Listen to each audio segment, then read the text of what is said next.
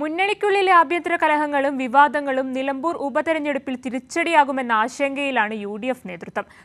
സ്ഥാനാർത്ഥി നിർണയത്തിലെ തർക്കങ്ങളും PV അൻവർ ഉയർത്തിയ പ്രശ്നങ്ങളും ഇതുവരെ UDFന് പരിഹരിക്കാനായിട്ടില്ല. അതേസമയം UDF സ്ഥാനാർത്ഥിയുടെ തെരഞ്ഞെടുപ്പ് പര്യടനം മണ്ഡലത്തിൽ തുടരുകയാണ്. മുന്നണിക്കുള്ളിലെ അസ്വാരസ്യങ്ങൾ ഇനിയും പരിഹരിക്കാൻ ആയിട്ടില്ല. ലീഗ് നേതൃത്വത്തിലുള്ള അതൃപ്തി താഴെത്തട്ടിൽ പ്രവർത്തകർക്കിടയിലും ഉണ്ട്.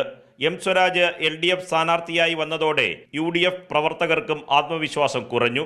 ഇത് മറികടക്കാൻ വ്യാപകമായി പണമിറക്കി പ്രചരണത്തിന് കൊഴുപ്പുകൂട്ടുകയാണ് UDF. സ്ഥാനാർത്ഥിയുടെ പര്യടനത്തിൽ ഒരിടത്തും തനിക്കെതിരെയുള്ള വ്യക്തിപരമായ ആരോപണങ്ങൾക്ക് മറുപടി പറയുന്നില്ല. വിവാദങ്ങളിൽ നിന്ന് ഒഴിഞ്ഞു മാറുകയാണ് ആര്യാടൻ ഷൗക്കത്ത്. വിവാദങ്ങളൊക്കെ ഉണ്ടാക്കുന്നതല്ലേ യഥാർത്ഥമായ നിലമ്പൂരിലെ പ്രശ്നങ്ങൾ, കേരളത്തിൻ്റെ പ്രശ്നങ്ങൾ ചർച്ച ചെയ്യാതിരിക്കാൻ, ചർച്ച വഴിതിരിച്ചുവിടാൻ ഈ വർത്തമാനകാല യാഥാർത്ഥ്യങ്ങൾ ഭയപ്പാടുള്ളവർ അതിനുവേണ്ടി ശ്രമിക്കുന്നു.